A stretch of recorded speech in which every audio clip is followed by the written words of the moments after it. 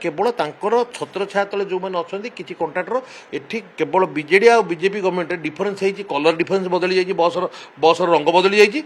जो तमिलनाडु लोक आसी राजनीति को बेपार करते बर्तमान बिहार को पड़ी चेंज होती ओडार लोक किसी होना ओडिया लोक किसी हो पारे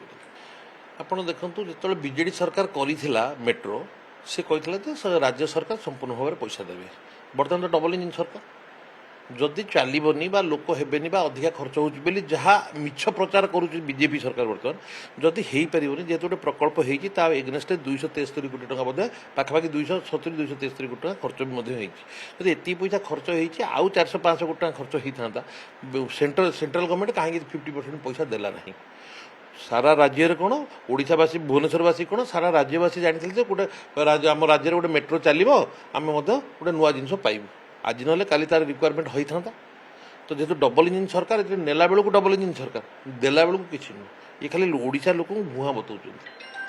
जदि तुम कर नाला ताले से तो पदे विरोध कर जो डबल इंजिन सरकार आसीगला सब होगा तुम 50% से कहीं देल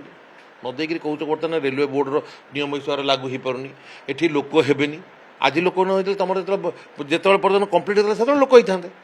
केवल प्रहसन कर चल आउ कि कम नहीं कर एम कहार बीजेपी गवर्नमेंट जो भाया भाव में चली न चलवा संगे सामान से मैंने केवल छत्रछाया तले जो मैंने अच्छा किसी कंट्राक्टर एठी केवल बीजेडी आ बीजेपी गवर्नमेंट डिफरेन्स है कलर डिफरेन्स बदली जाइए बस रंग बदली जाइए जो तमिलनाडु लोक आसी राजनीति को बेपार करते बर्तमान बिहार को पड़ी चेंज होती ओडार लोक किसी होना ओडिया लोक किसी हो पारे।